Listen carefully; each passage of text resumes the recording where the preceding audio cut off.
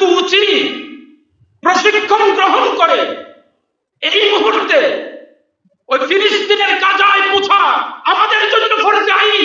নামাজ পড়ার জন্য যেভাবে মসজিদে আসছে আজকে, ঠিক তদ্রুপ ফরজে আইন জিহাদে অংশগ্রহণ করা। বিশ্বাস হয় না? বলবেন ইমাম সাহেব এত চিল্লাইয়া বলেন কেন? ঈমানের দাবি। কিসের দাবি?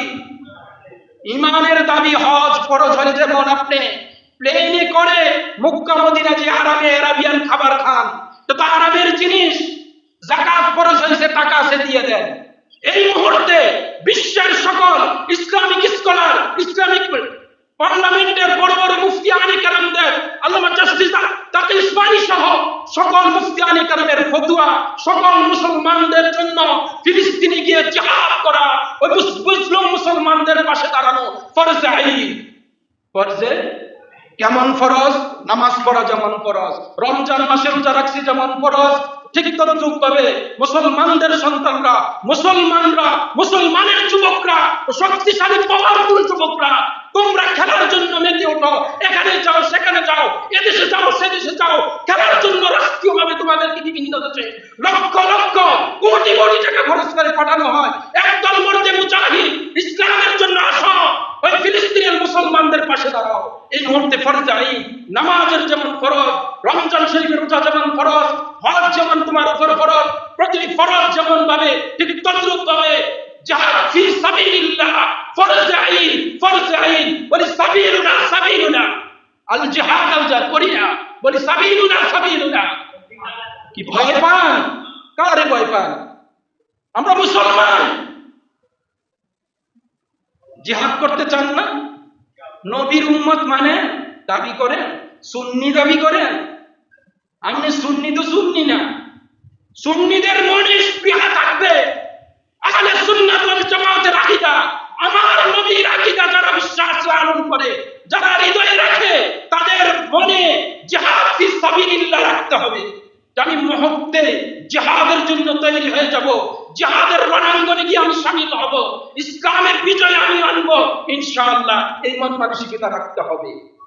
আমি ঈমানের দাবি। কিসের দাবি? ঈমানের দাবি।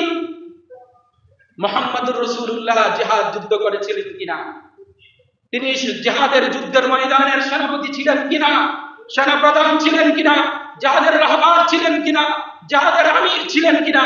যুদ্ধের ময়দানের আমির কে ছিলেন? মুহাম্মদুর রাসূলুল্লাহ সাল্লাল্লাহু আলাইহি ওয়াসাল্লাম। তিনার উম্মত দাবি করে।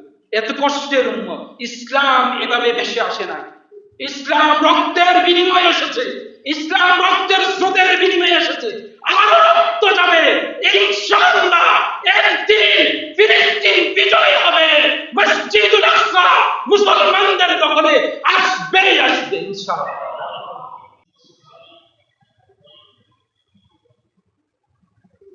ইন্নাল হামদালিল্লাহ نحمده ونستعينه ونستغفره ونؤمن به ونتوكل عليه ونعوذ بالله من شرور أنفسنا ومن سيئات أعمالنا من يهده الله فلا مضل له ومن يضلله فلا هادي له ونشهد أن لا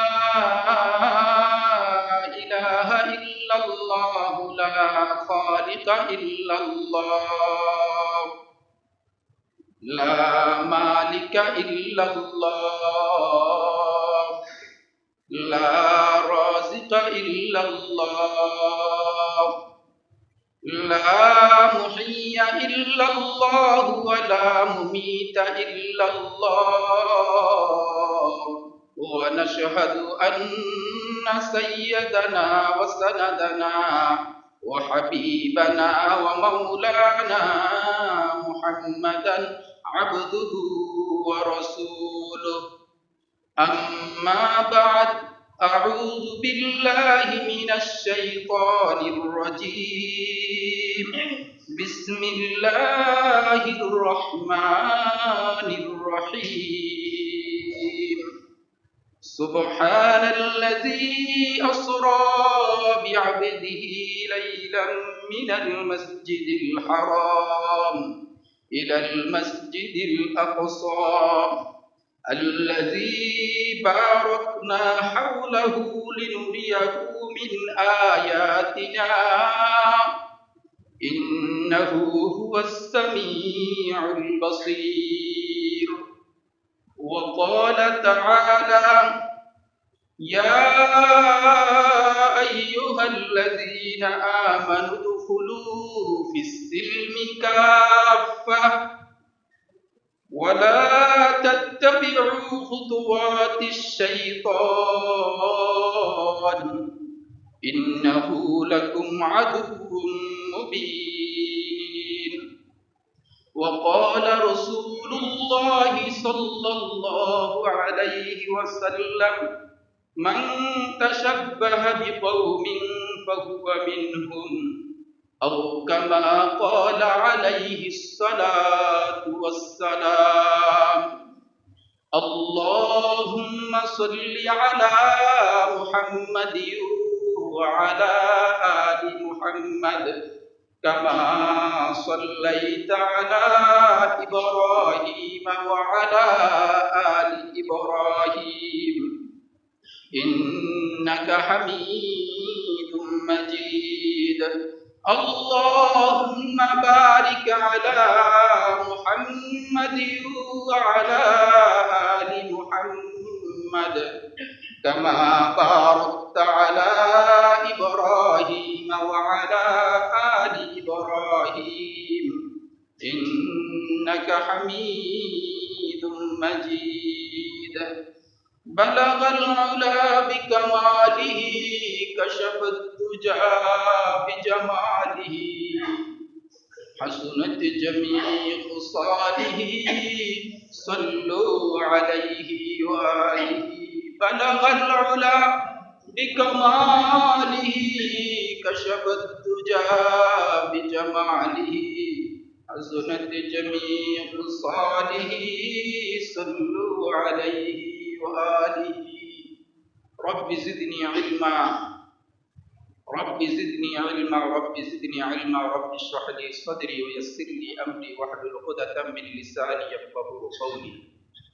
উপস্থিত মুআজ্জাজ মুকাররম সম্মানিত মুসলিয়ানি কিরাম, আল্লাহ সুবহানাহু ওয়া তাআলার দরবারে অসংখ্য অনাদি অপূর্ব শুকর ও সুজুদ যে আল্লাহ সুবহানাহু ওয়া তাআলা আমাদেরকে পবিত্র শাওয়াল মাসের দ্বিতীয় জুমা সাইয়্যিদুল আইয়ামে আল মসজিদ বাইতুল্লাহ, আল্লাহ পাকের ঘর মসজিদে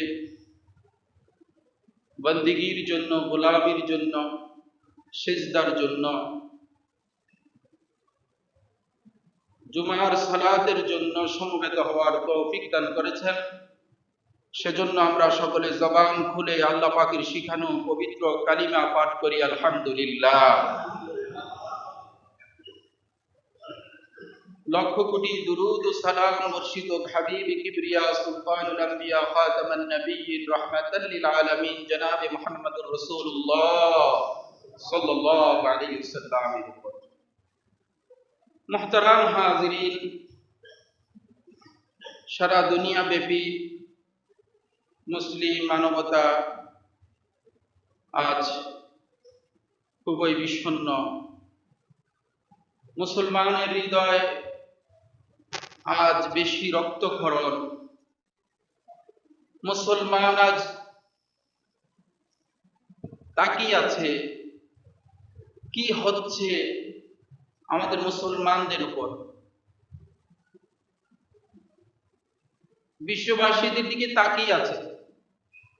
বিশ্বের কোন কান্ট্রিটি, কোন দেশটি এখন তাদের দায়িত্ব কি, কিভাবে দেখছে আমাদের ফিলিস্তিনের দিকে। ফিলিস্তিনের জন্য আমাদের এত কান্না, এত ভালোবাসা, এত মমতা কেন? মুসলমানদের প্রথম কিবলা ফিলিস্তিনের মসজিদুল আকসা। আমরা মুসলমানরা পবিত্র মক্কাতুল মুকাররমা মসজিদুল হারামকে যেভাবে ভালোবাসি, আমাদের হৃদয়ের সবটুকু ভালোবাসা মসজিদুল হারামকে, মক্কা শরীফের মসজিদকে যেভাবে আমরা ভালোবাসা দিয়ে থাকি, শ্রদ্ধা, ইবাদত সর্বাধিক প্রাধান্য দিয়ে থাকি, ঠিক মুসলমান মসজিদুল আকসাকে ঠিক তদ্রূপ শ্রদ্ধা, ভালোবাসা, ইবাদতের জায়গা মনে করি। মসজিদে নববীকে যেভাবে আমরা ভালোবাসি, ঠিক তদ্রূপ মসজিদুল আকসাকেও কি আমরা ভালোবাসি। মসজিদুল আকসার সাথে মুসলমানদের সাথে সম্পর্ক আজকের সম্পর্ক নয়, কি পুরানো সম্পর্ক। আমাদের মুসলমানদের সম্পদ মসজিদুল আকসা। ফিলিস্তিন মুসলমানদের দেশ, মুসলমানদের জন্য তো মুসলমানরাই কান্না করবে, এটাই স্বাভাবিক, কি বলেন? কিন্তু অতি দুঃখের বিষয়, আফসোস ও পরিতাপের বিষয় হলো আমাদের কিছু নামদারি মুসলমান এটা সহ্য হচ্ছে না, এটা সহ্য করে নিচ্ছে না। হাজার হাজার নয়, লক্ষ লক্ষ বাবা মার সামনে সন্তানদেরকে মেরে ফেলা হচ্ছে, শিশুদের সামনে তাদের বাবা মাকে হত্যা করা হচ্ছে। গাজার প্রতিটি জনপদ রক্তে রঞ্জিত। কিছুক্ষণ পূর্বে আমি দেখলাম সোশ্যাল মিডিয়ার মাধ্যমে একটি শিশু, সে পড়ে আছে, তার উপরে দেয়াল পড়ে আছে, কুকুর এসে তাকে আদর করতেছে। কুকুরের মায়া হয়েছে, মানবতার মায়া হয়নি। মুহতারাম হাজিরিন, আজ যদি আমার ছোট্ট শিশুটি জ্বর হয়, চোখে যদি একটু ব্যথা পায়, চোখ যদি সামান্য ফুটে, সে যদি শরীরের কোনো দিকে আঘাত পায়, তখন আমি পেরেশান হয়ে যাই, আমি অস্থির হয়ে যাই। এই শিশুটি তো আমারও হতে পারে, সে তো আমার মুসলমানের সন্তান। গতকালকে আমাদের মুয়াজ্জিন সাহেব আমাকে শোনাচ্ছে যে ঘুম থেকে উঠে উনি সোশ্যাল মিডিয়ার দিকে তাকালেন, দেখতেছে শিশুদের এই রক্ত, এ চিৎকার, এ কান্না, বলতেছে হুজুর আমি অনেকক্ষণ কেঁদেছি। মুসলমানদের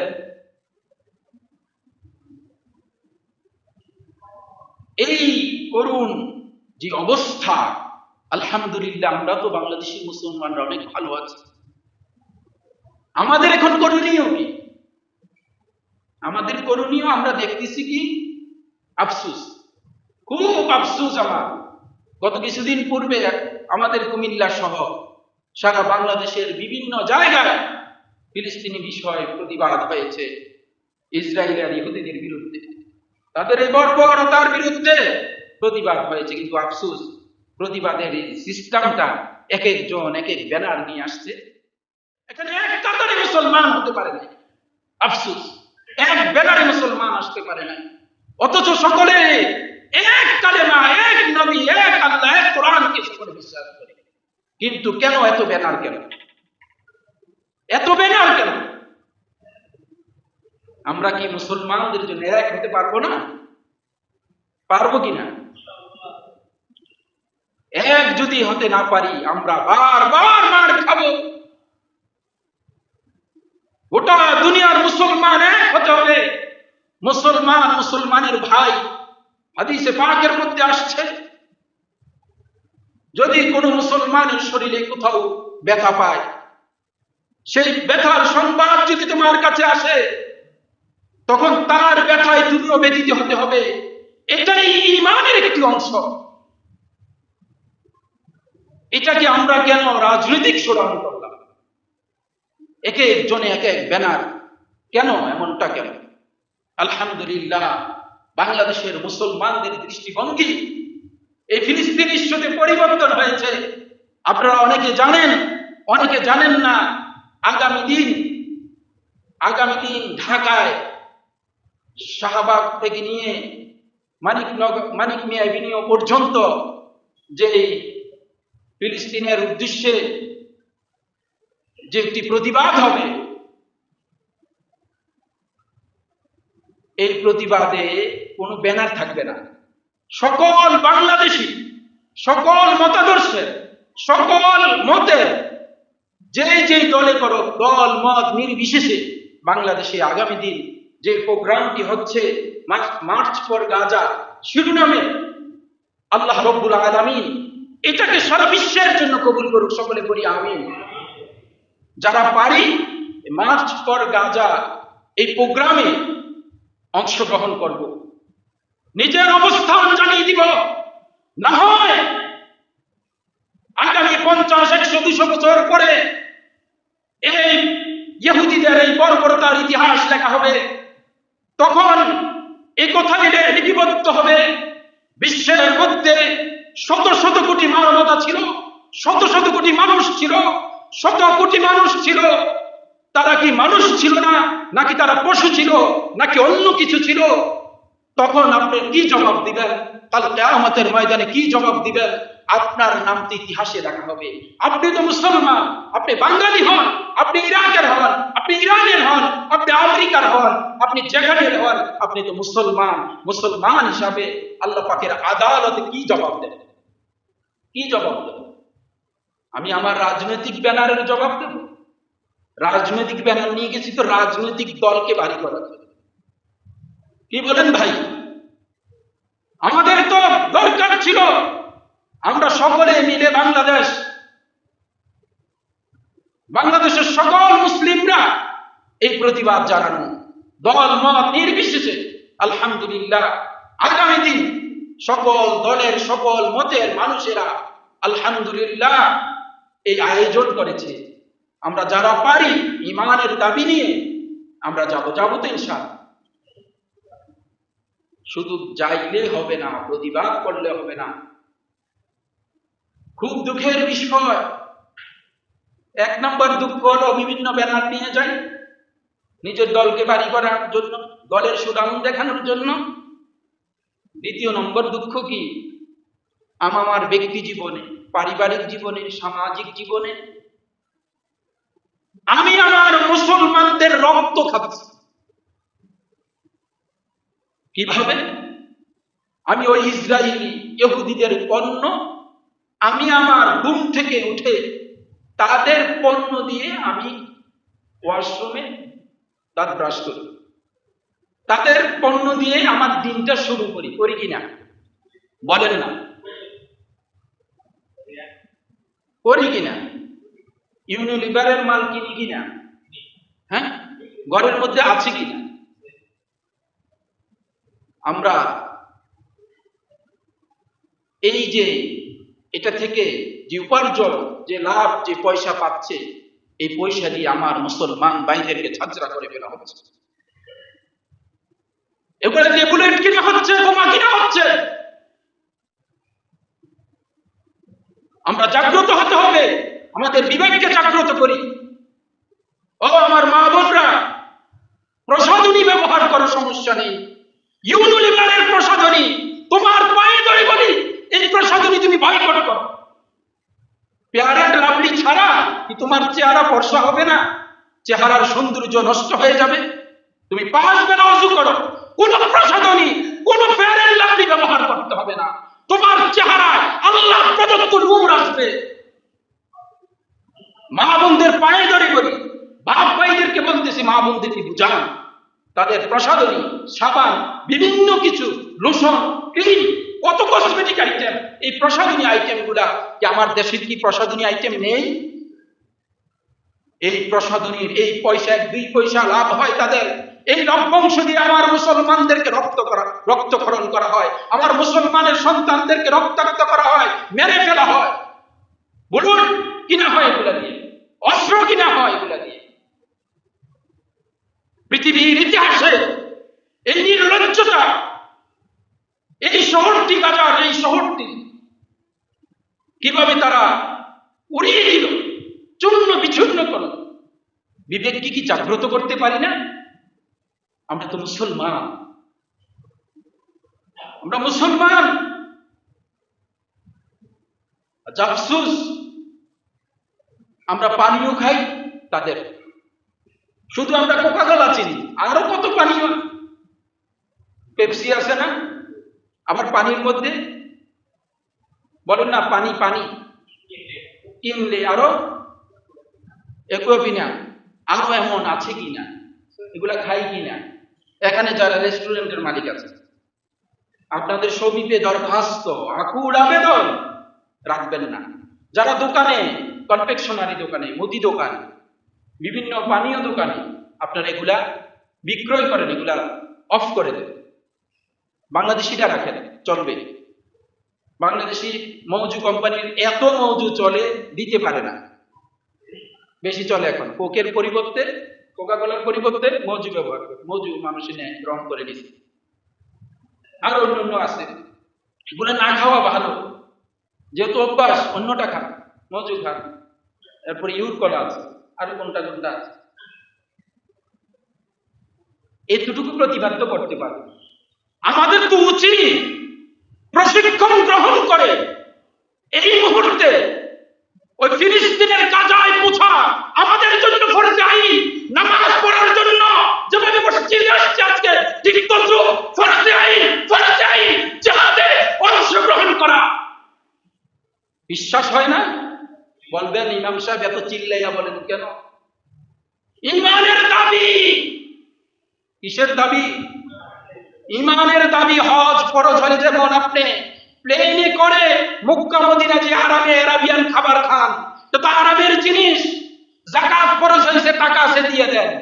এই মুহূর্তে বিশ্বের সকল ইসলামিক স্কলার, ইসলামিক পার্লামেন্টের বড় বড় মুফতিয়ানে কেরামদের, আল্লামা জাস্টিস তাকি ইসমাইলি সহ সকল মুফতিয়ানে কেরামের ফতোয়া, সকল মুসলমানদের জন্য ফিলিস্তিনে গিয়ে জিহাদ করা, ওই মুসলিম মুসলমানদের পাশে দাঁড়ানো ফরজে আইন। ফরজে কেমন ফরজ? নামাজ পড়া যেমন ফরজ, রমজান মাসে রোজা রাখছি যেমন ফরজ, ঠিক তদ্রুপ ভাবে মুসলমানদের সন্তানরা, মুসলমানের যুবকরা, শক্তিশালী পাওয়ারফুল যুবকরা, তোমরা খেলার জন্য মেতে ওঠো, এখানে যাও, সেখানে যাও, এদেশে যাও, সেদেশে যাও, খেলার জন্য রাষ্ট্রীয়ভাবে তোমাদেরকে বিভিন্ন দেশে লক্ষ লক্ষ কোটি কোটি টাকা খরচ করে পাঠানো হয়। একদল মরদে মুজাহিদ ইসলামের জন্য আসো, ওই ফিলিস্তিনের মুসলমানদের পাশে দাঁড়াও। এই মুহূর্তে ফরজ আইন, নামাজের যেমন ফরজ, রমজান শরীফের রোজা যেমন ফরজ, হজ যেমন তোমার উপর ফরজ, প্রতিটি ফরজ যেমন ভাবে ঠিক তদ্রুপ ভাবে জিহাদ ফি সাবিলিল্লাহ ফরজ আইন। বলি সাবিলুনা আল জিহাদ আল জিহাদ করি না, বলি সাবিলুনা। কি ভয় পান? কারে ভয় পান? আমরা মুসলমান। জিহাদ করতে চান না?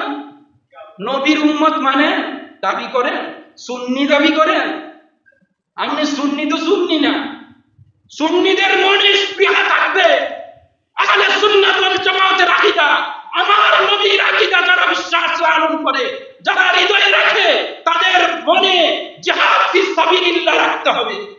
আমি মুহূর্তে জিহাদের জন্য তৈরি হয়ে যাব, জিহাদের রণাঙ্গনে গিয়ে আমি শামিল হব, ইসলামের বিজয় আমি আনব ইনশাআল্লাহ। এই মন মানসিকতা রাখতে হবে। আমি ইমানের দাবি। কিসের দাবি? ইমানের দাবি।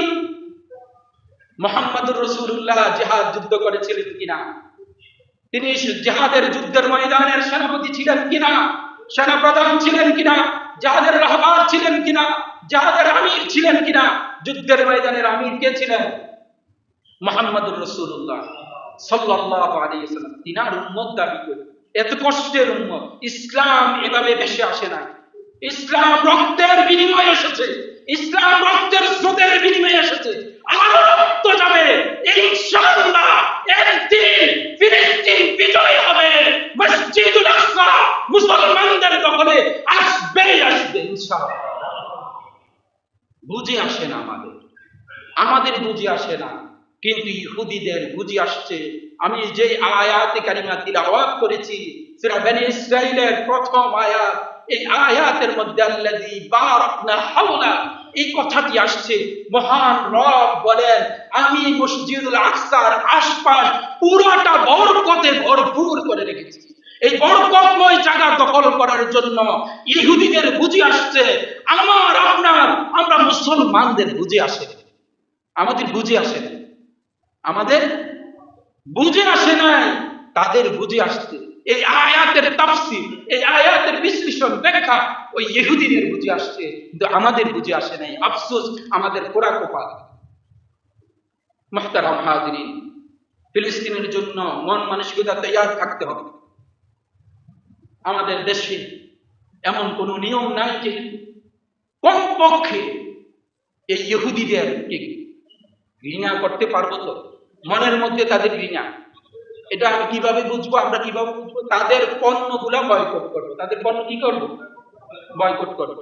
মা বোনরা প্রসাধনী বয়কট করেন, প্রসাধনী বয়কট করেন। আপনার মতো কত মা, কত বোন তাদের সন্তানকে হারাচ্ছে, শিশুগুলাকে ঝাঁঝরা করে দিচ্ছে, প্রতিটি জনপদে রক্তে রঞ্জিত। আপনি সজাগ থাকুন। একদল মানবতা আছে, তারা নিজেকে শিক্ষিত মনে করে, শিক্ষিত বুদ্ধিজীবী মনে করে, আজ তারা চুপ হয়ে আছে। তারা নিজেকে মানবতাবাদী মনে করে, চুপ হয়ে আছে। তাদেরকে এখন মিডিয়া পাড়ায় দেখা যায়, দেখবেন মিডিয়া পাড়ায় দেখা যায় তাদের। কোথায় তোমরা? পৃথিবীর ইতিহাস তালাশ করো, এমন বর্বরতা কোথাও হয়েছে কিনা, কখনো হয়েছে কিনা? কোথায় তোমরা আছো? কোথায় তোমাদের মানবতা? এখন তো মানবতার গোটা দুনিয়া, মানবতা গোটা দুনিয়া সভ্যতার দুনিয়া বলা হয়। মুহতারাম হাজিরিন, এরা আসলে মানবতা নয়, তারা আসলে মানবতাবাদী নয়, তারা শিক্ষিত বুদ্ধিজীবী নয়, তারা শিক্ষিত শয়তান, তারা বুদ্ধিজীবী নয়, তারা শয়তান, তারা ইসলামের দুশমন, তারা দেশের দুশমন, মানবতার দুশমন। তারা চুপ হয়ে আছে, অথচ মিডিয়াগুলোকে খুব গরম করে রাখে। এই মুহূর্তে যদি তুমি তোমার জবান দিয়ে যদি তুমি আওয়াজ তুলতে না পারো, তাহলে বোঝা যাবে যে তোমার ঈমানের মধ্যে ভদ্রতা আছে। তুমি দাওয়াত দিতে হবে, মা বোনদেরকে বুঝাতে হবে, ভাইদেরকে বুঝাতে হবে, দোকানওয়ালাদেরকে বুঝাতে হবে। এখানে এমন কোন ব্যবসায়ী আছেন কিনা যে আমি লিখে দিব আজকে থেকে ইহুদি ইসরায়েলি পণ্য আমার দোকানে পাওয়া যায় না, এভাবে লিখে দিতে? অনেক দোকানের সামনে লেখা থাকে না, এটা পাওয়া যায়, এখানে বিকাশ আছে, বিকাশ করা যায়, এমন লেখা থাকে না? এমন কোন দোকানদার ভাই আছেন, ব্যবসায়ী আছেন, লিখে দিবেন যে ইসরায়েলি ইহুদি পণ্য আমার দোকানে পাওয়া যায় না, লিখে দিবেন? আছেন কেউ? ব্যবসায়ীরা কি নাই নিচতলা না উপরে আছে? আল্লাহ তৌফিক দান করুন। আর খুব সাবধান, ইসরায়েলি কোম্পানির বিভিন্ন দোকানে মালামাল থাকে, আপনারা ওই দোকানগুলা লুটপাট করবেন না। এটাও ইসলামী নিষেধ। এটাও কি আমরা জানতে পেরেছি, বিভিন্ন দোকান, মার্কেট, শপিং মল, বিভিন্ন কোম্পানির শোরুম লুটপাট হয়, ইসলামে অনুমোদন নেই। আপনি এইটাও ইসলাম বিরোধী কাজ করলেন। মুহাম্মদ রাসূলুল্লাহ সাল্লাল্লাহু আলাইহি ওয়াসাল্লামের আদর্শ নয়। আমাদের নবী হলেন উসওয়াতুন হাসানা, উত্তম চরিত্রের অধিকারী। এমন কোন কাজ করবেন না যে আমার নবীর আদর্শের উপরে আঘাত আসবে। যারা এই লুটতরাজ করেছে, লুটপাট করেছে, তারা ইসলামের পক্ষে নয়, তারাও ইসলামের শত্রু। কেন? আপনাকে কি করছে? তাদেরকে আপনি কোম্পানির মালিককে বুঝান, দোকানওয়ালাকে বুঝান, শোরুমের মালিককে বুঝান। আপনি লুটপাট করার জন্য এই অধিকার কে দিয়েছে? ইসলাম এই অধিকার আপনাকে দেয় নাই। সাবধান। সরকার ইচ্ছা করলে লাইসেন্স বাতিল করতে, এটা সরকারের বিষয়, আপনাকে এই অধিকার দেয় নাই। রাষ্ট্রীয়ভাবে আপনি প্রশাসনিক আইনের মাধ্যমে তাদের প্রতিবাদ করতে পারেন, প্রশাসনের মাধ্যমে, প্রশাসনের সহযোগিতা। না হয় আপনি তাকে বুঝাতে পারবেন না। দোকানের মালিক দেখে ঠান্ডা মাথায় বুঝা, ঝগড়া করে না, ঠান্ডা মাথায় বুঝাইতে পারবেন না। হ্যাঁ, ইনশাআল্লাহ পড়ি না, জোরে পড়ি না। আল্লাহ ইনশাআল্লাহকে তুমি কবুল করো। এবং প্রতিটি ঘরে ইসরায়েলি কোন পণ্য রাখবো না, ইনশাআল্লাহ পড়ি। মা বোনদেরকে বুঝাবো ইনশাআল্লাহ। তারা প্যারেল আপনি আরো কত আছে, তিব্বতের স্নো আছে, আরো কত কোম্পানি আছে, নতুন নতুন কোম্পানি আছে না, আরো আছে। ব্যবহার করেন না বোন, ভালো লাগবে, প্রথম কয়েকদিন ভালো লাগবে না, এরপরে দেখবেন আপনার শরীরের সাথে ম্যাচিং হয়ে গেছে, ভালো লাগবে। না হয় এই টাকা দিয়ে তো আপনার ভাইকে আপনার বোনকে তারা মারতেছে, আমাদের টাকা দিয়ে,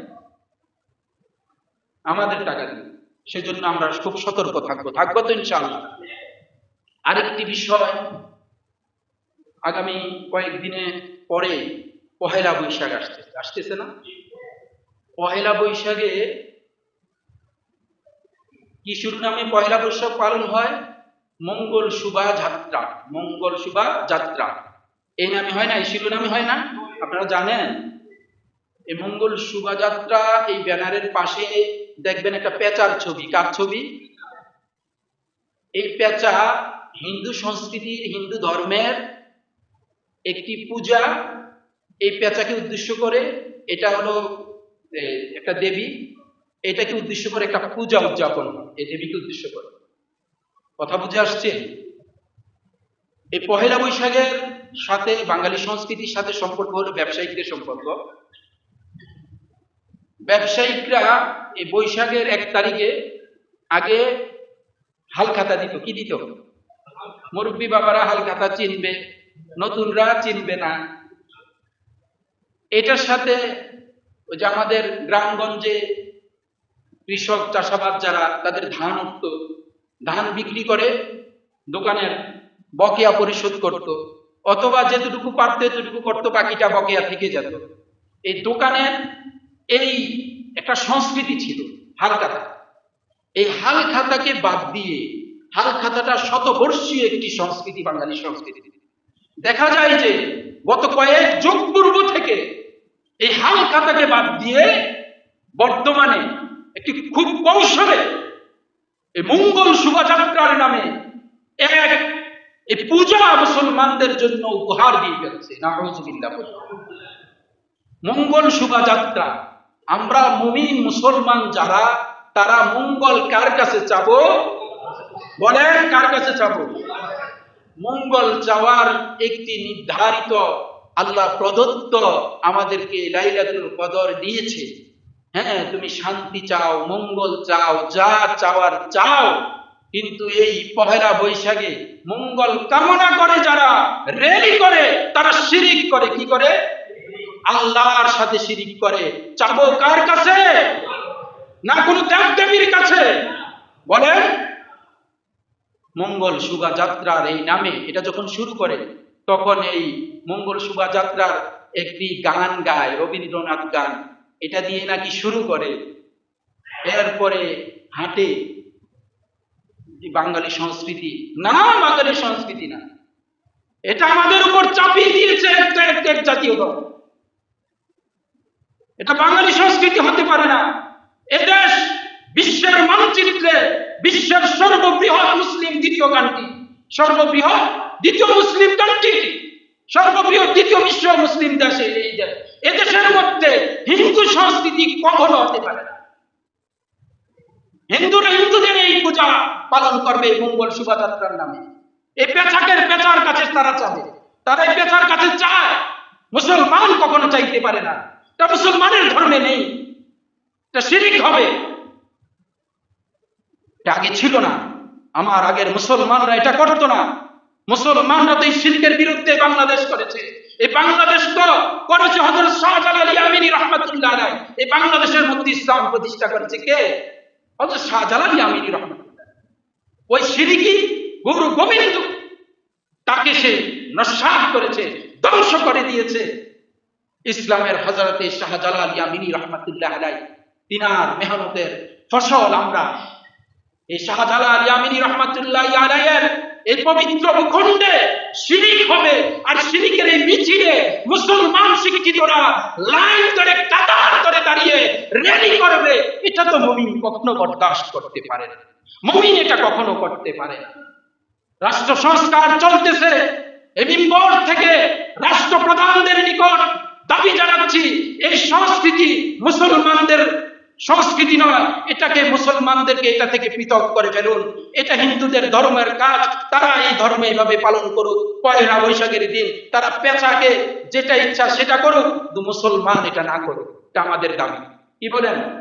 সংস্কার চলতেছে যেহেতু, এটা তো মুসলমানদের কাজ। অথচ সরকারি কর্মকর্তা কর্মচারী যারা, তার বাধ্য হয়ে দাঁড়িয়ে যেতে হয়। রাষ্ট্রীয় নোটিশ আসে, চিঠি আসে, যেতে হয়, বাধ্য হয়ে যেতে হয়। আল্লাহ আমাদেরকে হেফাজত করুক। রাষ্ট্রে বর্তমান যিনারা আছে তাদেরকে সহি বুঝদান করুক, কারণ সরকারি দায়িত্বশীল যারা আছে তারা বাধ্য যেতে হয়, নোটিশ আসে। আল্লাহ উপরের পর্যায়ে যারা আছে, যারা রাষ্ট্র পরিচালনা আছে তাদেরকে বুঝবার তৌফিক দান করুন। যুবকরা সাবধান, এদিনে তোমরা কোনো বিশেষ কোনো প্রোগ্রাম রাখবা না। পহেলা বৈশাখের দিনে কোনো ভিন্ন কোনো প্রোগ্রাম নেই। এটা যাদের এটা একটা বলা হয়েছে, একটা দোকানের একটা হিসাবের সাথে মিল রেখে এই পহেলা বৈশাখে মনে রাখতো মানুষ আগেকার যুগের, অমুক দিন পহেলা বৈশাখ, অমুক দিন আমি দোকান থেকে বাকি খেয়েছি, ওটা পরিশোধ করতে হবে, ধান উঠবে, ধান বিক্রি করব। এটা একটা এই সংস্কৃতি। বাংলাদেশ তো বেশিরভাগই ফসলি এরিয়া, তখন উপার্জনের মাধ্যম ছিল এই ধানের মাধ্যমে, বিভিন্ন শস্য দানা এগুলার মাধ্যমে আমাদের উপার্জনের মূল ছিল আমাদের মুরব্বীদের। এখনই না উন্নত হয়েছে। এটার সাথে এই পয়লা বৈশাখের সাথে ওই হালখাতার সম্পর্ক, মঙ্গল শোভাযাত্রার নামে শিরকি কাজের কোনো সম্পর্ক নাই। আল্লাহ আমাদেরকে বুঝবার তৌফিক দান করুন। ওয়া আখির দাওয়ানা আনিল হামদুলিল্লাহি রাব্বিল আলামিন।